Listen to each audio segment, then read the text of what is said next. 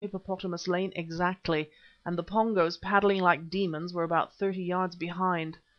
Thankful was I that those interesting people had never learned the use of bows and arrows, and that their spears were too heavy to throw.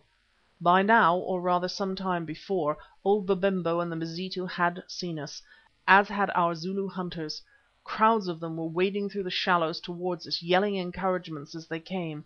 The Zulus, too, opened a rather wild fire, with the result that one of the bullets struck our canoe and another touched the brim of my hat. A third, however, killed a Pongo, which caused some confusion in the ranks of Tusculum. But we were done, and they came on remorselessly. When their leading boat was not more than 10 yards from us, and we were perhaps 200 from the shore, I drove my paddle downwards, and finding that the water was less than 4 feet deep, shouted, "Overboard, all, and wade! It is our last chance!" We scrambled out of that canoe, the prow of which, as I left it the last, I pushed round across the water lane to obstruct those of the Pongo. Now I think all would have gone well had it not been for Stephen, who after he had floundered forward a few paces in the mud, bethought him of his beloved orchid. Not only did he return to try to rescue it, he also actually persuaded his friend Mavovo to accompany him. They got back to the boat and began to lift the plant out when the Pongo fell upon them, striking at them with their spears over the width of our canoe. Mavovo struck back with the weapon he had taken from the Pongo sentry at the cave mouth, and killed or wounded one of them. Then someone hurled a ballast stone at him which caught him on the side of the head and knocked him down into the water, whence he rose and reeled back almost senseless, till some of our people got hold of him and dragged him to the shore. So Stephen was left alone, dragging at the great orchid, till a Pongo reaching over the canoe drove a spear through his shoulder. He let go of the orchid because he must, and tried to retreat. Too late. Half a dozen or more of the Pongo pushed themselves between the stern or bow of our canoe and the reeds, and waded forward to kill him. I could not help, for to tell the truth at the moment I was stuck in a mud hole made by the hoof of a hippopotamus, while the Zulu hunters and the Mazitu were as yet too far off. Surely he must have died had it not been for the courage of the girl Hope, who, while wading shorewards a little in front of me, had turned and seen his plight. Back she came, literally bounding through the water like a leopard whose cubs are in danger. Reaching Stephen before the Pongo, she thrust herself between them and proceeded to address them with the utmost vigour in their own language, which of course she had learned from those of the albinos, who were not mutes. What she said I could not exactly catch because of the shouts of the advancing Mazitu. I gathered, however, that she was anathematizing them in the words of some old and potent curse which was only used by the guardians of the Holy Flower, which consigned them, body and spirit, to a dreadful doom. The effect of this malediction, which, by the way, neither the young lady nor her mother would repeat to me afterwards, was certainly remarkable. Those men who heard it, among them the would-be slayers of Stephen, stayed their hands and even inclined their heads towards the young priestess, as though in reverence or deprecation, and thus remained for sufficient time for her to lead the wounded Stephen out of danger. This she did, wading backwards by his side and keeping her eyes fixed full upon the Pongo. It was perhaps the most curious rescue that I ever saw. The Holy Flower, I should add, they recaptured and carried off, for I saw it departing in one of their canoes. That was the end of my orchid hunt, and of the money which I hoped to make by the sale of this floral treasure. I wonder what became of it.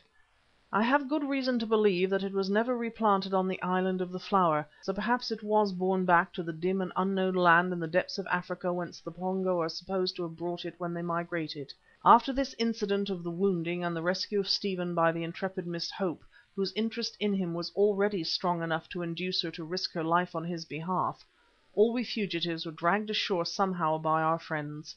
Here Hans and I and the ladies collapsed exhausted, though Brother John still found sufficient strength to do what he could for the injured Stephen and Mavovo.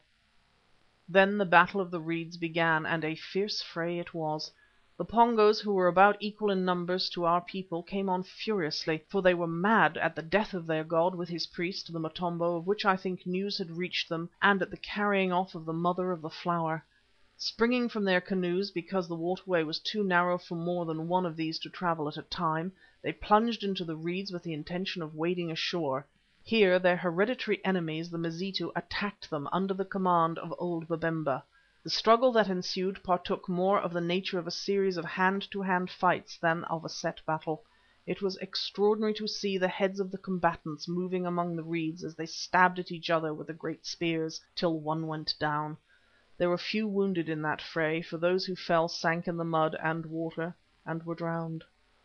On the whole, the Pongo, who were operating in what was almost their native element, were getting the best of it and driving the Mazitu back.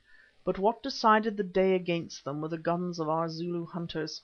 Although I could not lift a rifle myself, I managed to collect these men round me and direct their fire, which proved so terrifying to the Pongos that after 10 or a dozen of them had been knocked over they began to give back sullenly, and were helped into their canoes by those men who were left in charge of them. Then at length, at a signal, they got out their paddles and, still shouting curses and defiance at us, rowed away till they became but specks upon the bosom of the great lake and vanished. 2 of the canoes we captured, however, and with them 6 or 7 Pongos. These the Mazitu wished to put to death, but at the bidding of Brother John, whose orders, it will be remembered, had the same authority in Mazitu land as those of the king, they bound their arms and made them prisoners instead. In about half an hour it was over.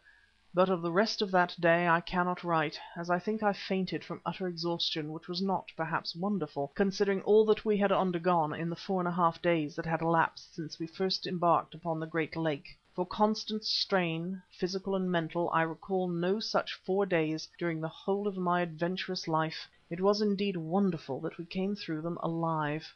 The last thing I remember was the appearance of Sammy, looking very smart in his blue cotton smock, who, now that the fighting was over, emerged like a butterfly when the sun shines after rain. "Oh, Mr. Quatermain," he said, "I welcome you home again after arduous exertions and looking into the eyes of bloody war.